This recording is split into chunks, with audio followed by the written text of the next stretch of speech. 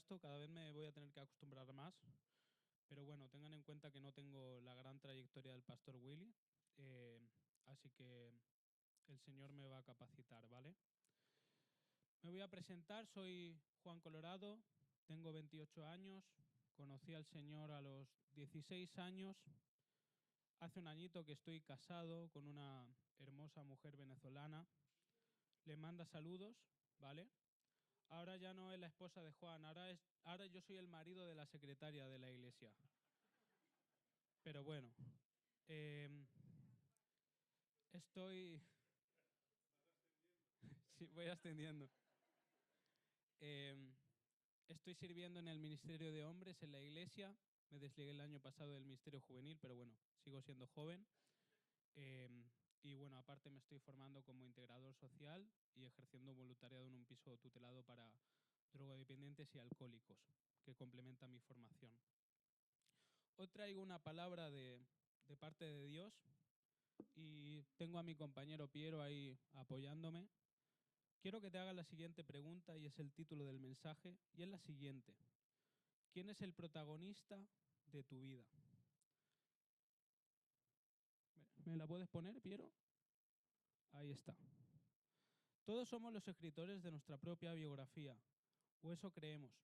Planeamos el guión, elegimos a los personajes secundarios y visualizamos un final feliz. ¿Qué pasa cuando el guión se rompe? Cuando la trama da un giro que no escribiste tú. La paz no llega cuando logramos nuestros sueños, sino cuando cedemos la pluma al verdadero protagonista. Hoy veremos, a través de la historia de José, la desgranaremos brevemente porque es una historia demasiado profunda para hacerlo en el tiempo que tengo, pero veremos cómo Dios se posiciona sobre tres áreas críticas. ¿Sabes? José me desafía mucho.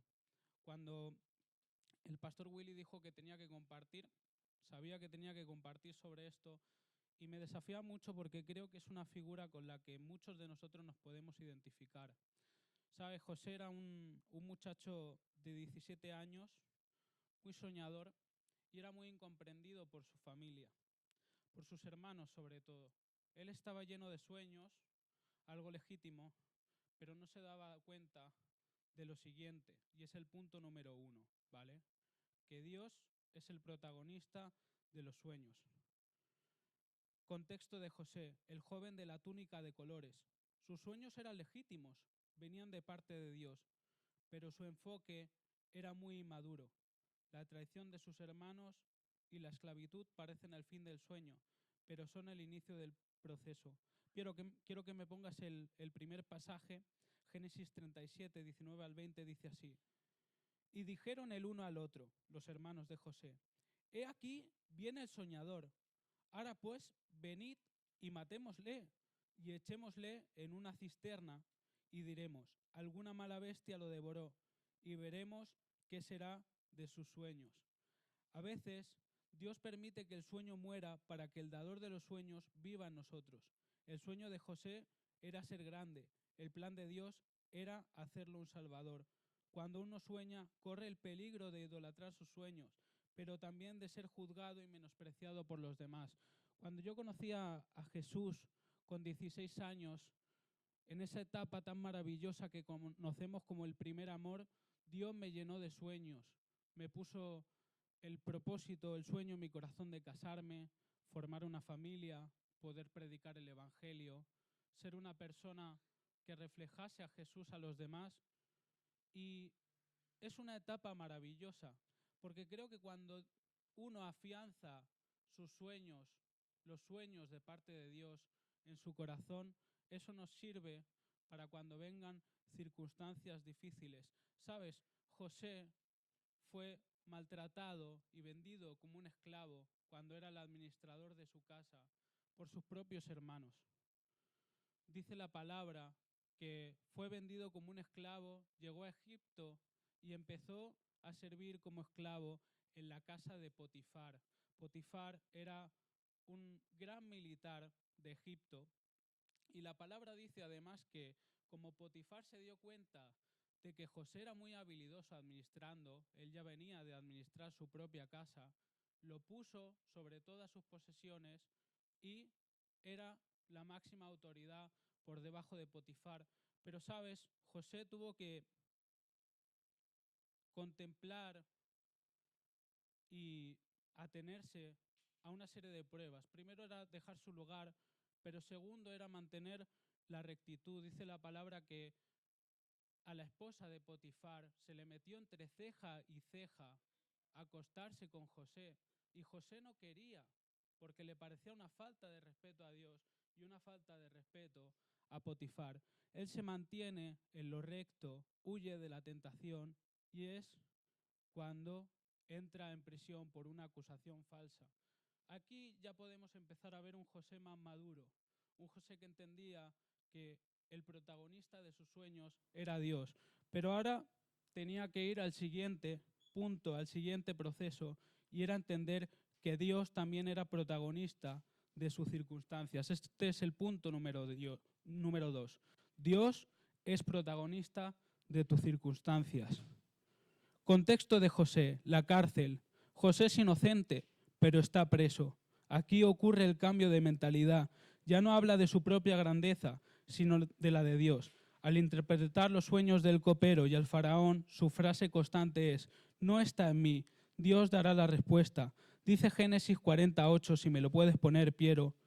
Dice: ellos le respondieron: tuvimos unos sueños y no hay nadie que nos los pueda explicar. Y José les dijo: solo Dios puede interpretar los sueños. José estaba en la cárcel. Nuevamente, José pasa a ser el administrador de la cárcel, porque Dios ya lo había preparado para poder ser administrador también de la prisión. Y se le acercan el copero y el panadero, que tenían unos sueños extraños, no podían interpretar, y José le dice que su Dios los puede interpretar, ¿vale? Él lo interpreta, como muchos saben, la historia continúa, el copero vuelve a su trabajo, es excarcelado, y el panadero, ahí definitivamente sí que acaban sus sueños, ¿vale? Pero enmarcamos la actitud de José. Él ya entendía que Dios tenía un propósito, y le dice al copero que cuando salga se acuerde de él. Pero el copero no se acuerda hasta 2 años después, porque el faraón empieza a tener sueños también. Y el copero habla con el faraón y le dice: yo conozco a un tipo que interpreta sueños y la verdad que me ha ayudado mucho. Y es cuando el faraón le dice a José: tuve un sueño y no hay quien me lo pueda interpretar, pero he oído que cuando tú escuchas un sueño lo puedes explicar. José le respondió al faraón: yo no puedo, pero tal vez Dios lo pueda explicar. Y quiero hacer énfasis en lo siguiente: el quebranto no es un castigo, es una plataforma. José aprendió que Dios es soberano, tanto en el palacio de Potifar como en la mazmorra. Ahora entiende que Dios preparó todo para este momento, haciéndole pasar por la casa de Potifar y por la cárcel. Tu ubicación actual no determina tu destino final. La presencia de Dios en tu circunstancia sí. ¿Sabes? Cuando leía esta historia, la he leído varias veces, no podía evitar identificarme como José. Un año después de yo conocer al Señor, por circunstancias de la vida, mi madre cae presa por tráfico de drogas y yo tengo que venir aquí a Madrid, estoy viviendo un tiempo con mi hermana y después me voy a un centro de menores. Y sabes, fue un tiempo muy complicado para mí. Tenía 17 años, no entendía muchas cosas, no quería enfadarme con Dios, pero tuve que aprender que Dios tenía algo para mí y que tenía que vivir ese proceso. ¿Sabes? Era complicado porque en el centro conocí muchos muchachos que tenían una realidad muy complicada, igual que la mía. Muchachos desechados por el sistema, víctimas del sistema y, para colmo, muchachos que estaban tirando su vida por la borda. ¿Sabes?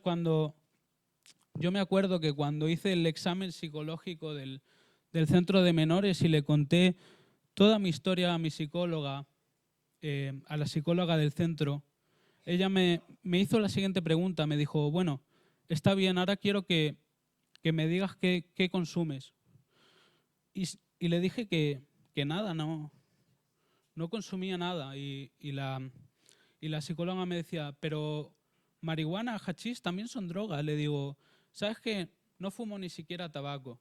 Y nunca me voy a olvidar de esto. Abrió los ojos como platos, me miró y me dijo, no puedo entender cómo habiendo pasado lo que ha pasado, estás tan bien. Y sabes, a día de hoy yo tampoco lo entiendo. Tenía absolutamente todas las papeletas para que mi vida se terminara de una manera eh, inhóspita, destructiva. Venía de una familia completamente disfuncional, madre drogodependiente, padre ausente, abusos en mi casa de diferentes índoles. Pero sabes, Dios tuvo misericordia. Dios tuvo misericordia y permitió que pasara todas esas circunstancias porque tenía un propósito más grande. Ese es el punto número 2. Dios protagonista de tus circunstancias. Y ahora vamos al punto número 3. Para mí es el punto más importante y el que culmina. Y es Dios protagonista de tu historia. Contexto de José, el reencuentro de José. No busca venganza porque ya no es el centro de su propia historia. Entiende el hilo invisible. Dios lo envió delante para preservar vida. 30 años de dolor cobran sentido bajo la óptica del propósito eterno. Génesis 45, 4 al 8, el pasaje más importante de este mensaje para mí, dice lo siguiente. Entonces José les dijo a sus hermanos, por favor, acérquense a mí. Ellos se acercaron a José y les dijo, soy su hermano José, el que ustedes vendieron como esclavo a Egipto. No se preocupen ni se enojen con ustedes mismos por haberme vendido, pues Dios me mandó antes que ustedes para salvar vidas. Ya llevamos 2 años de hambre en la tierra y todavía quedan otros 5 años sin que se pueda cosechar. Pero Dios me envió antes que ustedes para asegurarse de que algunos de ustedes sobrevivan en la tierra y permitirles que vivan de una manera extraordinaria. Por lo tanto, no fueron ustedes los que me enviaron aquí, fue Dios. Me convirtió como un padre para el faraón, señor de toda su casa y gobernador de toda la tierra de Egipto. Dios no solo cumple sueños, cumple su propósito a través de nosotros. Al final, la historia no se trataba de José siendo virrey, sino de un pueblo siendo alimentado. Lo que tú llamaste tragedia, Dios lo llamó preparación. Dios maneja los tiempos. Supo cuándo hacer pasar a José por prisión y cuándo sacarlo con el propósito de salvar a toda una civilización y además reconciliar a su familia. ¿Sabes? Hace unos meses leía una noticia muy triste y me tocó mucho porque la noticia decía que una chica de 14 años había sido violada por lo que se entendía que era un MENA en el centro de menores de Hortaleza, el centro de menores donde yo estuve. Ese chico al final resultó que tenía 23 años y me puse en contacto con una antigua educadora del centro, jubilada ya, y le pregunté cómo estaba el tema, porque de verdad me afligió mucho la noticia. Y ella me dijo que cuando ella se fue, eran más de 100 muchachos, la mayoría menas, con una cultura muy diferente a la nuestra, violentos, beligerantes, y que era muy difícil tratar esta situación porque ellos eran una mayoría totalmente asalvajada y muy difícil de controlar. Y sabes, cuando recapacité en esto, volví a la escritura, al pasaje, al momento en el que José está en prisión, y me di cuenta de una cosa, y es que Dios supo cuándo hacer pasar a José por prisión, porque si lo hubiera hecho pasar unos añitos más tarde por prisión, hubiera llegado la hambruna. Y te puedo asegurar que en esos tiempos un preso no tenía absolutamente nada, solo tenía la comida y el alojamiento que le daba la prisión. Si la comida no la tenía, te puedo asegurar que José, como administrador de la prisión, lo hubiera pasado realmente mal. Y empecé a llorar porque me di cuenta de que Dios es soberano hasta en el tiempo en el que nos hace pasar por las pruebas. Si yo hubiera pasado un poco más de tiempo, hubiera tardado más tiempo en pasar por lo que pasé, no sé dónde estaría hoy. La verdad es que no lo sé. Pero Dios es maravilloso y José, cuando se reencuentra con su familia, había dejado atrás el dolor, había dejado atrás el legado que su propia familia le había dado y había decidido ser distinto. Él tenía absolutamente todo el poder para poder hacer el mismo daño que sus hermanos le hicieron a él, pero decidió perdonar. Decidió perdonar. Sabes, cuando yo me casé hace un año, los días previos a la boda no estaba excesivamente nervioso. La gente me preguntaba, ¿estás nervioso porque te vas a casar? Llevas esperando mucho este momento. Y yo la verdad es que me sentía muy tranquilo, me sentía muy tranquilo. Y recuerdo que cuando estaba en el altar y vi a mi esposa entrar por la puerta, empecé a llorar con un llanto que muy pocas veces en mi vida he experimentado. ¿Sabes por qué? Porque pude vislumbrar y sentir un poco quizás lo que José sintió al reencontrarse con sus hermanos, ¿sabes? Tenía a mi madre al lado, tenía a mi padre al lado, porque me reencontré con él a los 18 años. 22 años después de que mi padre y mi madre no se vieran las caras, ellos estuvieron juntos en la misma habitación respetándose y manteniendo la cordialidad por mí. Estaba mi hermana delante, estaba mi hermano paterno que hacía 22 años también que no veía. Y fue maravilloso, ¿sabes? Porque Dios en ese momento me dijo, yo cumplo los sueños que puse en tu corazón, porque Él es el protagonista de mi historia, ¿sabes? Él es el protagonista de mi historia y quiero que entiendas que es el protagonista de tu historia.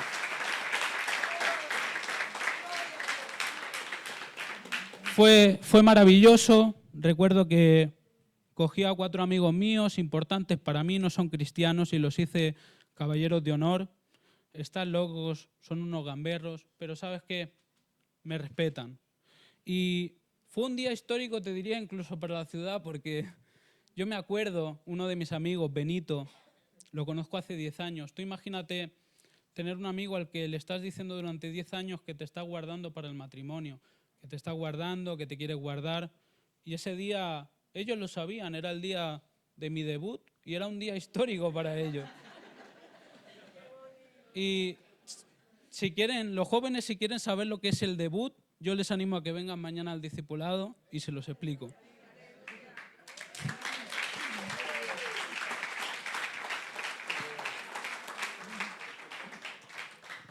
Y por último, te voy a pedir que cierres los ojos, ¿vale? Y quiero que pienses en lo siguiente. No sé en qué etapa te encuentras de tu vida.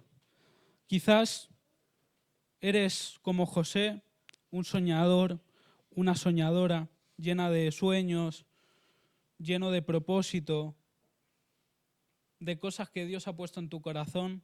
¿Sabes qué? Disfruta ese momento. Disfruta ese momento. Afirma los sueños que Dios te ha dado en tu corazón, porque te servirán para cuando vengan circunstancias difíciles. Pero no los idolatres. Recuerda que Dios es el protagonista. Yo no sé si te encuentras en una circunstancia adversa, complicada. Cada uno tiene sus procesos y tiene que enfrentar sufrimientos y experimentar muchas veces tristeza y pena para poder ver la gloria de Dios. Te pido que si te encuentras así, de verdad puedas descansar en Él, entregarle tus circunstancias a Dios, porque Él también es el protagonista de tus circunstancias. Sabes, yo me imagino a José muchos años después de reencontrarse con su familia, almorzando, comiendo con amigos suyos egipcios y contando su historia y los amigos diciendo que no se podían creer esa historia, no podían entender cómo José había podido hacer lo que había hecho. Y me imagino que José les decía una y otra vez lo que le dijo al copero y al faraón, Dios, Dios es el que maneja todo. Hoy quiero que te vayas con eso y por último te animo esta semana a que puedas reflexionar y darte cuenta que tus sueños, tu historia no tiene que acabar en ti, tiene que transformar a otros. ¿Sabes? Hace unos meses una chica de 25 años, Noelia Castillo, se quitó la vida. Ella estaba en un centro de menores, sufrió, o suponemos que sufrió, un abuso sexual por parte de un usuario, de varios usuarios del centro. Intentó suicidarse, quedó parapléjica y al final quiso acabar con su vida y le dieron la eutanasia. Yo me pregunto qué hubiera sido de esa chica si alguien le hubiera predicado el Evangelio. Sabes, tu historia, tu vida no tiene que terminar en ti, tiene que transformar a otros. Hoy de verdad quiero que te quedes con esto. Dios es el protagonista de tu historia, pero también el protagonista de la historia de todas las personas que hay y van a ver.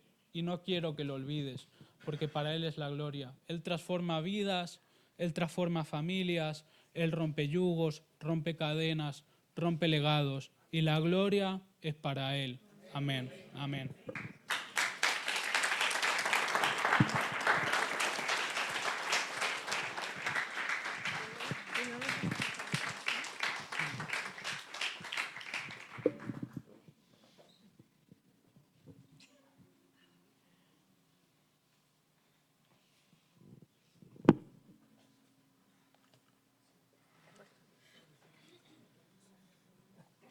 Una cosa de esta.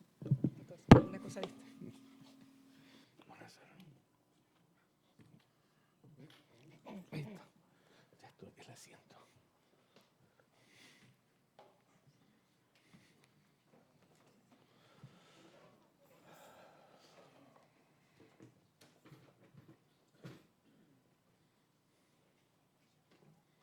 Gracias, Juan.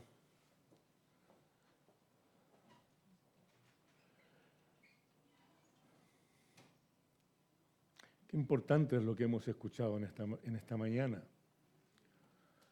Qué importante es. Dios es el protagonista, si tú quieres, de tu historia. Crecí en una familia disfuncional, donde había mucho daño, mucho golpe, mucho abuso, mucho abandono. Pero yo tomé la decisión, aunque no conocía a Dios, de que mi casa no iba a ser como la casa en la cual yo había crecido. Tomé la decisión que no iba a ser así, aunque no sabía cómo lo iba a hacer. Cuando llegamos a España, descubrimos que sí había una forma en la que podía hacer realidad los sueños que habían en mi corazón. Porque cuando estábamos en Chile, en nuestra tierra, nuestras circunstancias eran tremendamente paupérrimas y deplorables. Teníamos nada, en un sentido. Y no sabíamos cómo hacer. Dios preparó las cosas. Y cuando tú estás metido en una situación que no entiendes cómo salir de ella y que te atrapa y que te ahoga, cuando tú aprendes a levantar tus ojos hacia el cielo y mirar a Dios, tú vas a entender que Dios tiene un plan, tiene un propósito para ti. Dios no tiene sueños para contigo, Dios tiene propósitos, cosas que Él quiere hacer. Los sueños pueden irse, pueden ir y pueden venir. Una persona que sueña mucho es una persona que no llega a mucho, sino cambia sus sueños en una determinación, en un propósito. Dios no tiene sueños. Dios dice en Joel que Él nos va a dar sueños a nosotros. Pero Él tiene un propósito. Cada sueño que tú tienes es un propósito que Dios ha puesto sobre tu vida. Y el objetivo final es que su nombre sea glorificado. Todo lo que ha compartido Juan es una extraordinaria riqueza que tú puedes tomar jóvenes. Le hemos conocido hace 10 años. Y todo esto lo sabíamos. Por eso quería que viniera y estoy contento que vaya a estar con ustedes, jóvenes, mañana. porque van a poder hablar seguramente de cosas muy interesantes para algunos de ustedes que lo necesitan. Pero Dios quiere ser el propósito de tu vida, el objeto de tu vida. Dios hizo realidad mis sueños con los que yo decidí cuando me robé a mi esposa que iba a cumplir. Cuando yo vi a Paula por primera vez, yo supe que ella iba a ser la madre de mis 4 hijos. Yo no era profeta, lo soy ahora. Y Dios cumplió los sueños. Nos dio los 4 hijos, nuestros 14 nietos. Nos enseñó cómo educarlos, cómo formarlos. Nos enseñó cómo nuestras vidas tenían que ser transformadas por su palabra. Me enseñó a respetar a mi esposa le enseñó para que hoy seamos lo que somos. De tal manera que tú estás pasando por una situación difícil que no entiendes, mira hacia arriba y busca el propósito que Dios tiene para ti. Es algo que siempre te repito, busca la palabra de Dios, porque en ella vas a encontrar tu razón de ser. Puede que no lo aceptes, puede que no lo entiendas, que no lo quieras aceptar, pero nunca podrás decir de que Dios no te ofreció una razón por la cual vivir mucho mayor que la que tú tienes ahora. Qué hermoso. Gracias, Juan. Padre, en el nombre de Jesús en esta mañana, gracias, Señor. Gracias por las vidas que pueden exponer su esencia, que no se avergüenzan de su pasado doloroso, su pasado que difícilmente muchas veces se puede comprender. Gracias porque lo comparten para nosotros, para que podamos entender nuestras propias circunstancias, para que aprendamos a mantener nuestra mirada puesta en ti, para sostener nuestra mirada sobre ti, para confiar en ti, Señor. Gracias, porque somos fortalecidos por el testimonio de otros y vemos que las circunstancias cambiarán. Tú no cambiarás, pero tú cambiarás nuestras circunstancias si te dejamos hacerlo. Gracias por Juan, gracias por su esposa, gracias por la huella que ha dejado en medio de nosotros y seguimos viendo que lo que tú comenzaste a hacer en él, lo continúas haciendo porque tú terminas lo que comienzas y te damos gracias por ello. En el nombre de Jesús. Amén.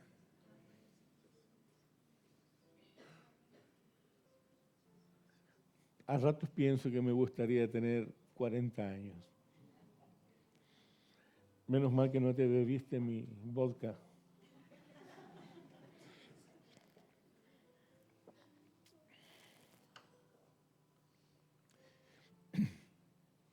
Estamos en un tiempo de cambios. En estas últimas semanas muchos predicadores han pasado por este lugar y yo no quiero ser menos. No voy a predicar por encima, solamente voy a tomar 10 minutos para recuperar.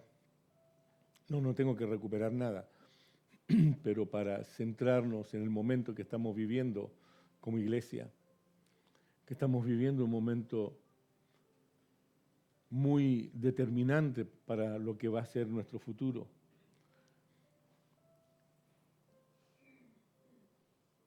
Estuvo compartiendo, no me acuerdo mucho hacia atrás, Teresita, lo último, luego estuvo Joaquín.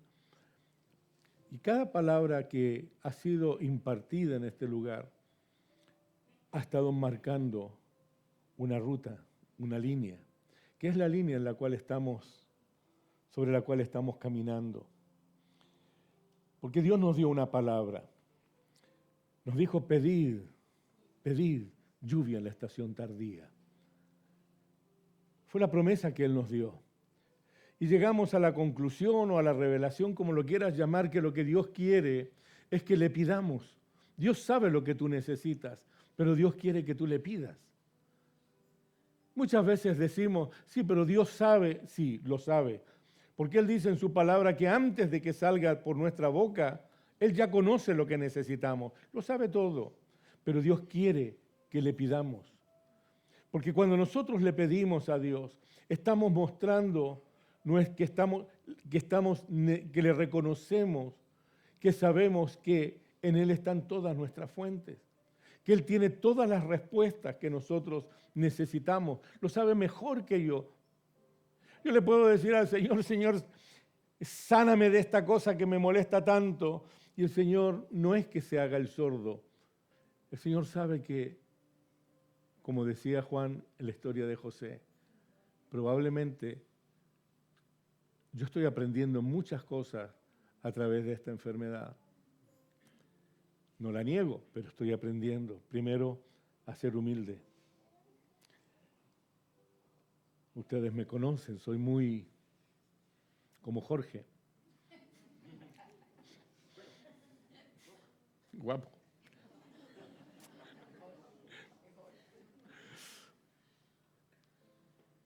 Dios sabe lo que viene mañana y Dios tiene lo mejor para ti.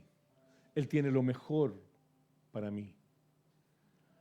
De tal manera que puedo decir con absoluta convicción, pase lo que pase, gano. Y cuando tú estás en medio de esa circunstancia que te comprime, cuando tú estás en tu Getsemaní, en ese lugar de presión, en el lugar donde la aceituna tiene que ser destruida, aprisionada, para que suelte toda la esencia que tiene. ¿Qué es lo que tiene valor? Porque la aceituna en sí mismo no tiene valor. Tiene valor cuando es quebrantada y su aceite es liberado. El aceite tiene el valor. Y eso pasa con nuestras vidas. Y cuando Dios trata con nuestras vidas, es lo que Él quiere hacer. Que salga de nosotros, de ese quebranto, lo mejor que hay en ti. De tal manera que si hay algo que no tenemos que hacer, es quejarnos, es buscar la palabra y confiar en que Dios está trabajando en nuestras vidas. Y que en algún momento, cuando ya estemos preparados, cuando ya se haya cumplido el proceso, Dios nos va, por usar esta palabra, a subir de nivel. Y entonces podremos decir, como Job dijo, de oídas te había oído, pero ahora mis ojos te ven. ¿Cómo queremos ver a Dios en nuestras circunstancias?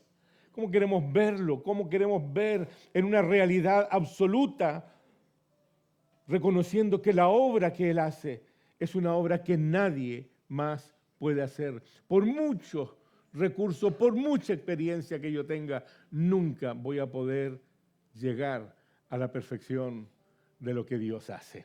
Aleluya. No nos olvidemos, queridos, muchos de nosotros somos como lo que compartía Joaquín la semana pasada. Somos hachas que hemos sido prestados por la vida. Todo lo que tenemos es prestado. La vida es prestada. Cuando damos gracias por la mañana al Señor, Señor, gracias por el día que me prestas. Me prestas 24 o lo que sea, o menos, lo que sea. Me prestas este día, esta vida, con una razón de poder conocerte, de poder saber lo que tú quieres hacer conmigo. Y esta hacha a veces que somos nosotros, porque me emocionó lo que puso Susana el lunes fue, ¿no? Cuando ponía esa escritura. Somos hachas prestadas. Somos hachas prestadas que han pasado por una situación. Hemos sido hachas puestos el jueves. Sí, ya no sé el día que vivo. Ah, bien, sí. Entonces cuando dice, vamos ahora al Jordán, tomemos de allí cada uno una viga y hagamos lugar en que habitemos. Y él dijo, andad, te rogamos que vengas con tus siervos. Y él respondió, yo iré.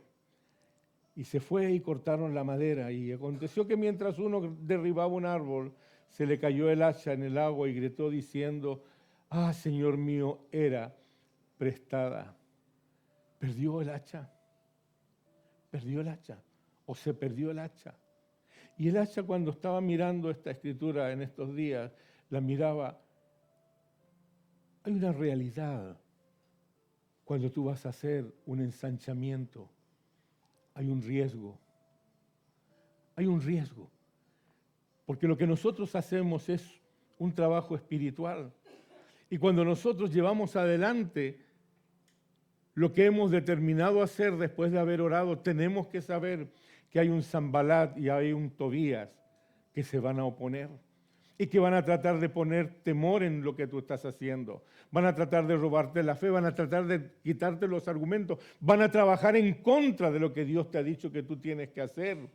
Es un riesgo que nosotros tenemos que asumir anticipadamente de que esto va a ocurrir. Porque nuestro enemigo no está quieto, no quiere que alcancemos lo que Dios nos ha propuesto. De tal manera que cuando miramos esta hacha nos damos cuenta que era prestada, que fue perdida, pero también que fue rescatada. Y nosotros tenemos que vivir en esta circunstancia. Nosotros somos como esta hacha. Esta hacha que va a ser lo que va a utilizar Dios, lo que decía Joaquín, ¿verdad? Y lo que nos da a entender la Escritura. Pero nosotros tenemos que saber que hemos sido hallados y que hemos sido rescatados. Estamos en un proceso de expansión, de extensión, o como le queramos llamar. Estamos preparándonos para una gran cosecha. Y es tan importante lo que está en nuestras manos, como decía Juan, nosotros tenemos que estar perfectamente capacitados y en sintonía para que nuestra vida no termine en nosotros, sino que pueda servir a otros. Si tu vida no sirve para bendecir a otros, no hemos aprendido mucho. Si tu vida, lo único que podemos hacer es venir, cantar, pasarlo bien, comer rico, tener buenas amistades, lo que sea, hemos perdido el propósito. Porque lo que Dios quiere es que nosotros seamos instrumentos de bendición. Y cuando tú te conviertes en un instrumento de bendición, estás siendo la prolongación de lo que Jesús es. Jesús, por donde estaba, bendecía. Se juntaba con los más, usaste una palabra recién que se me escapó ahora, los más gamberros. Y a veces nosotros pensamos que porque somos cristianos no nos podemos juntar con los que son como Juan. Perdón, como era Juan.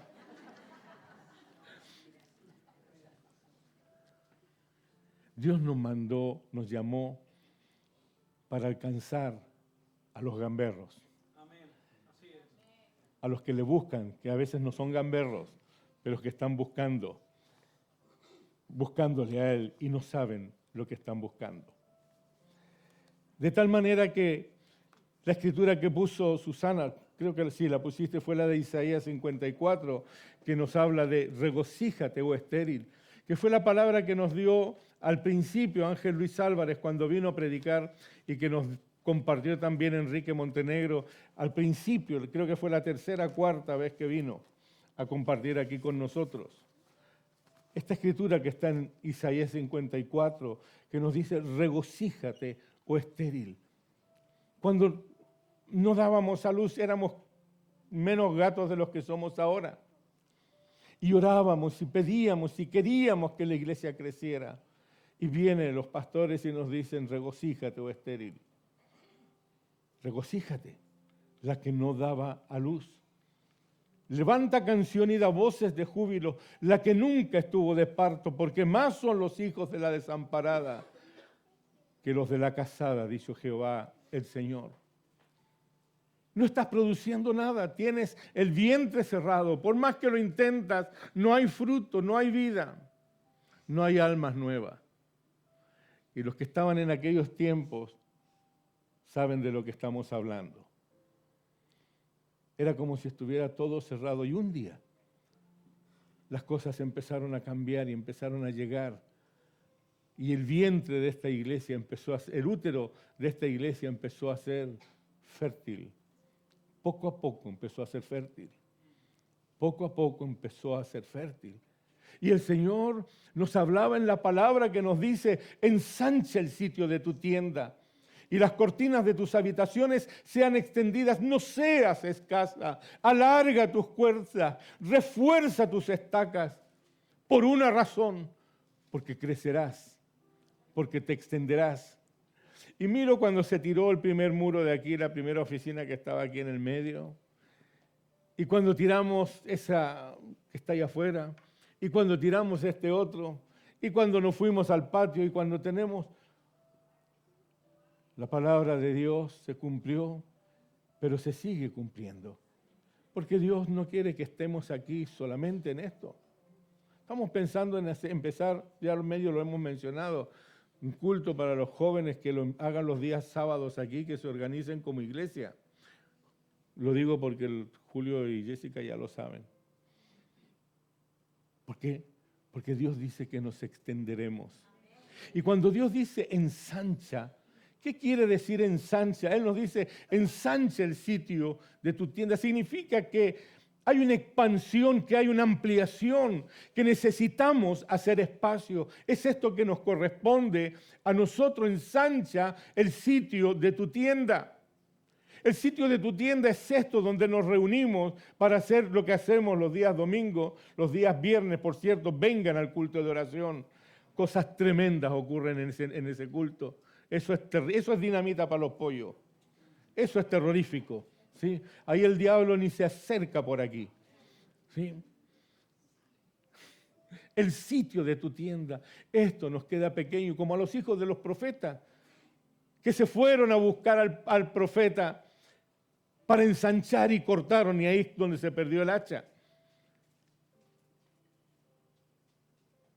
Es decir, Dios nos dice que vamos a crecer, que vamos a crecer en todos los sentidos. Alguien me dijo que dije hace 2 años que iban a venir muchos bebés aquí. ¿Quién me lo dijo? ¿Quién me lo recordó? Alguien me dijo, y han venido una cantidad de niños. ¡Qué alegría! Y jóvenes también. Sí, pero eran bebés de aquí. Bebés de lo que dijo, lo que va a explicar mañana Juan. El sitio de tu tienda, que es el lugar, nuestra habitación, donde desarrollamos nuestra vida, donde ejercemos nuestra influencia. Porque somos un pueblo que ejerce influencia. Claro que sí. Las cortinas de tus habitaciones que sean extendidas. Es decir, estiramos con intención. Es decir, todo esto nos habla de preparación para lo que viene. Porque lo que viene, con lo que viene, queridos, si somos fieles en oír a Dios, si somos fieles en mirar lo que Él nos muestra, hermanos, aquí vamos a tener problemas. Por eso que estamos hablando de comenzar un culto los días sábados y empezar a preparar la gente para ese momento. Porque los necesitamos fuera de aquí, necesitamos que los ministerios que hay aquí aquí no hay competencia, gracias a Dios, pero necesitamos que cada ministerio que hay aquí en este lugar encuentre su lugar. Y de eso tenemos que ser responsables. Las cortinas de sus habitaciones sean extendidas, estiradas, con intención. No es un crecimiento accidental lo que viene por nosotros, es intencional, absolutamente. Porque eso que mencionó Ana, el 1 a 1 con el cual empezamos en esta visión, se trata de eso, de que cada uno de nosotros alcance por lo menos a uno antes de fin de año.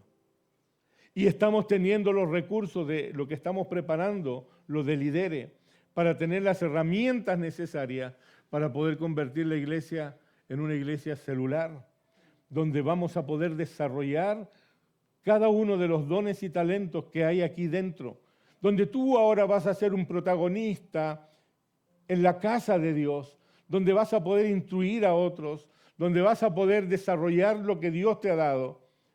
Y esto puede convertirse en algo que no lo puedo ver con mi mente, pero sí sé que si somos fieles a Dios, aquí no podemos estar. Aquí no podremos estar. Ya no tenemos más paredes para derribar. Entonces, hacer 2 cultos es lo que tenemos por delante. No seas escasa. No sea, y cuando habla de esto, no seas escasa. Las cortinas de tus habitaciones sean extendidas. No seas escasa. Cuando nos está hablando no seas escasa, significa no limitar, no restringir, que no tengamos una mente limitante, sino que podamos soñar los sueños grandes de Dios. Lo que Dios pone dentro de tu corazón, multiplícalo, aliméntalo, hazlo crecer. No te mires en el espejo y digas, yo no sirvo, yo no valgo. Tú repites lo que Dios piensa acerca de ti. Tú eres algo precioso, tú eres su instrumento. Tú eres aquel hombre, aquella mujer que Dios va a utilizar para rescatar a los que están perdidos, para sanar a los que están quebrantados en sus corazones. Vas a ser portador de la vida que Dios ha puesto en ti, para dar vida a los que están muriendo en sus delitos y pecados. No hay cosa más terrible que tener una carga de conciencia que viene como consecuencia del pecado. Y Dios nos ha llamado para traer libertad a los cautivos. Aleluya. No seas escaso, no limites. No tengas una mentalidad escasa. Piensa en cosas grandes. Que nadie te robe lo que Dios ha puesto en ti. Que no permitas que el enemigo de tu alma, el que viene para robar, hurtar y matar, no permitas que se acerque. Mándalo a freír espárragos. Y no permitas que te robe lo que Dios ha determinado para tu vida. Y dice, alarga tus cuerdas y refuerza tus estacas. Esto nos habla. ¿Cómo estamos alargando nuestras cuerdas? En la preparación. Estamos recibiendo herramientas para poder alcanzar a otros. Estamos preparando las herramientas para preparar los nidos donde van a estar los nuevos bebés.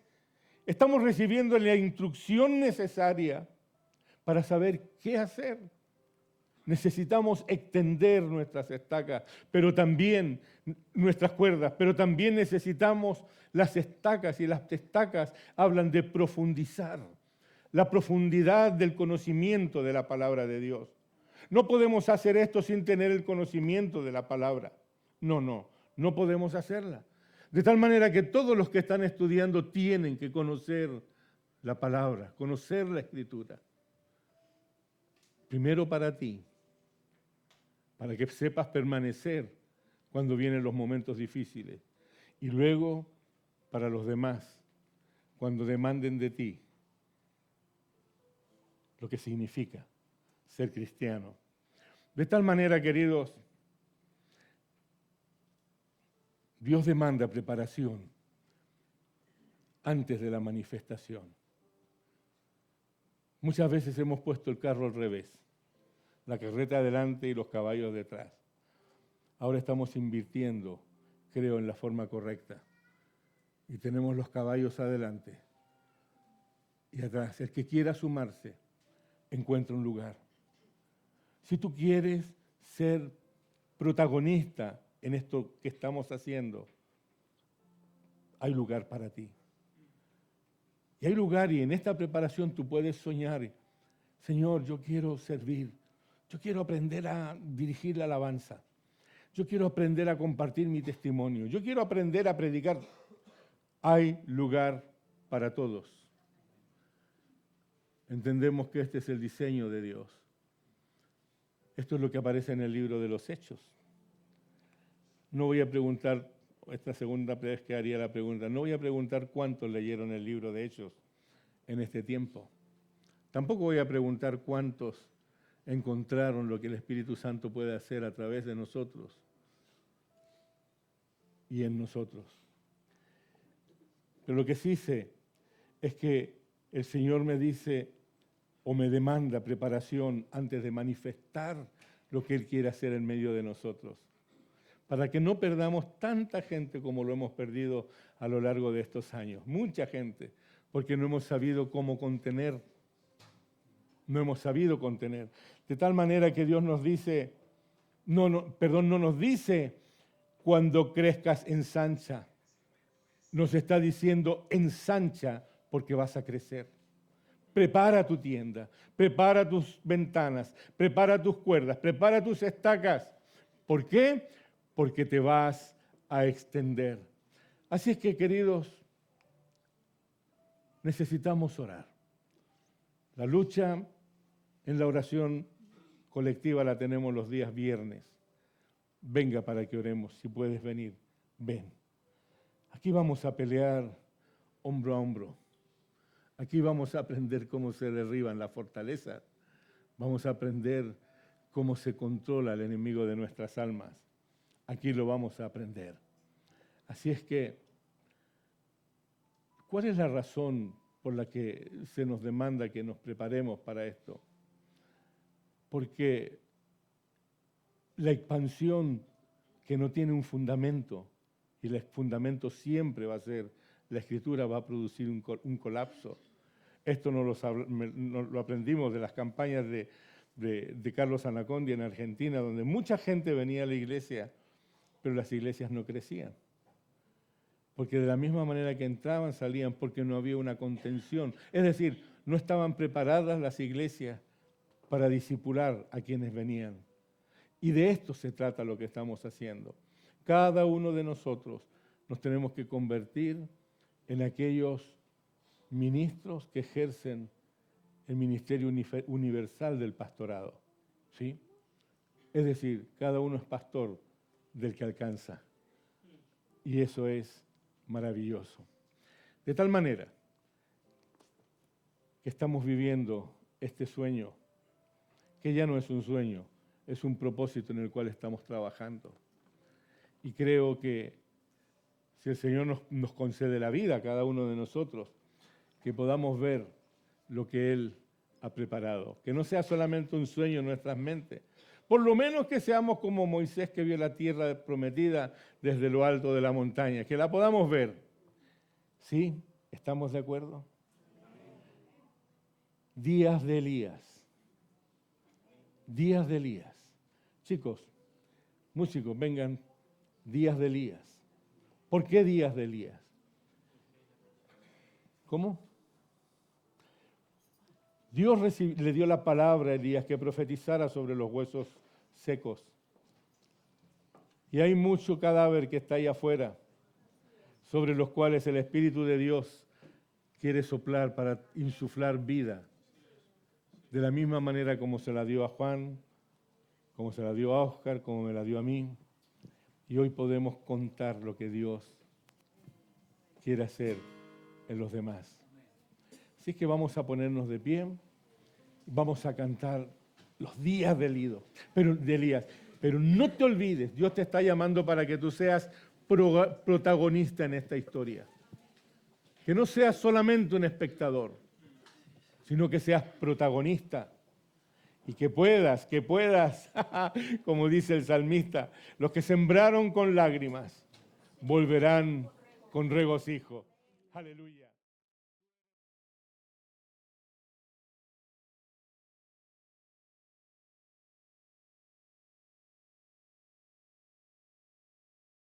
Mañana te esperamos los lunes y lo que se está haciendo en las diferentes casas.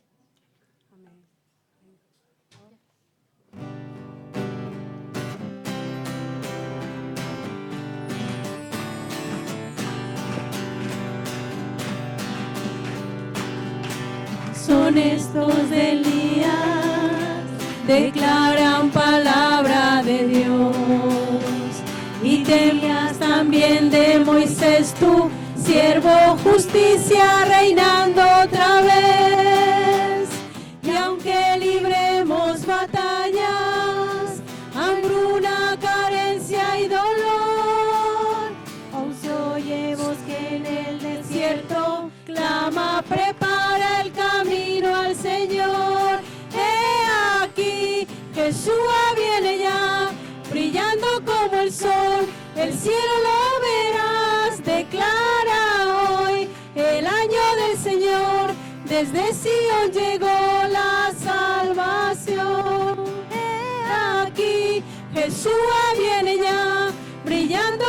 el sol, el cielo lo verás. Declara hoy el año del Señor, desde Sion llegó la salvación.